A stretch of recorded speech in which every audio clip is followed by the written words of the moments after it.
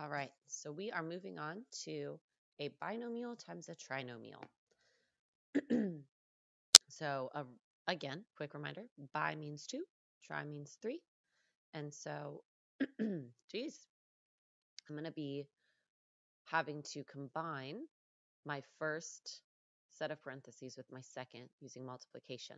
So first, using our Punnett square method, it's the exact same thing we already did.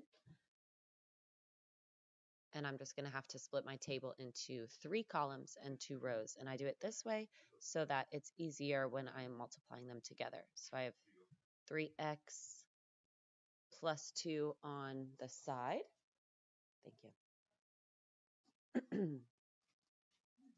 And then I have 4x squared minus 2x minus 7 on the top.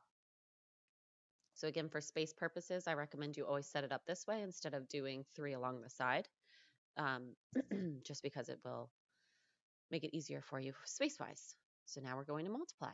So I have 12x cubed minus 6x squared minus 21x. And the same thing again, 8x squared minus 4x minus 14.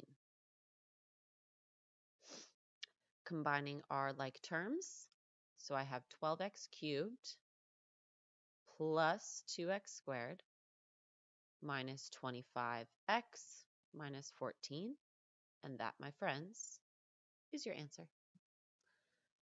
So again, 95% of the time, a binomial times a trinomial is going to give you 4 terms. It's going to give you a polynomial. All right, so now let's go ahead and move on to the horizontal method. Again, we're foiling here. It's not necessarily going to be first, inside, outside, last like we did before, because there's now 3 terms in the second set of parentheses. So I'm going to have to do first, so that's x cubed. And then what I do is I just take this first term and distribute it to each piece inside of the second parentheses. So I do first, and then I do my first times my second. So I have plus x squared, and then I do my first times my last. And so I have plus 3x. Now I'm going to do the same thing with that negative 4. So I'm going to first take it to the first term. So I have a minus 4x squared minus 24x minus 12.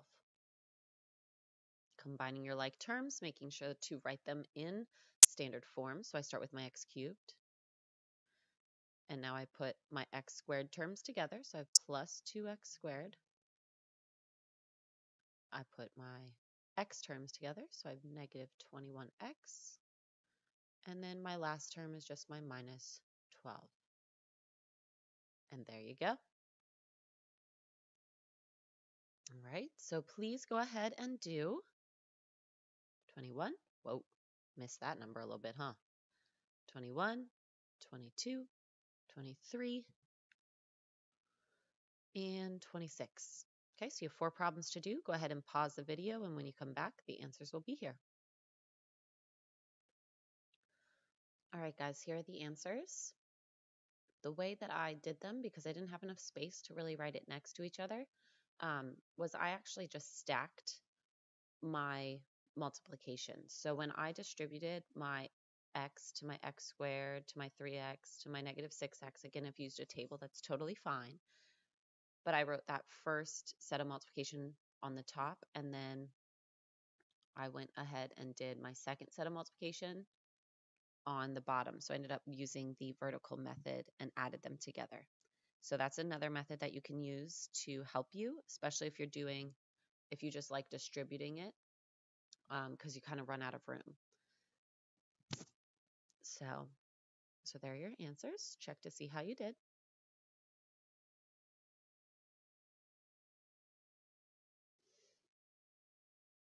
And now for 29, we're going to find the area of the shaded region. And we've actually already done a problem like this. So I want you to go ahead and do 29 by yourself.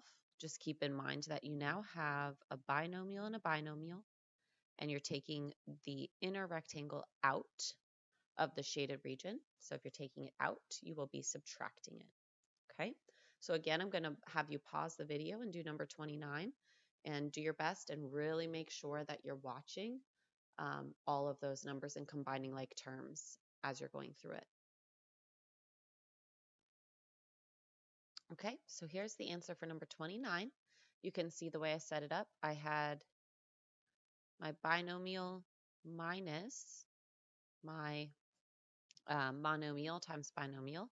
So I first did the binomial times binomial to get my 18x squared minus 4x plus 63x minus 14.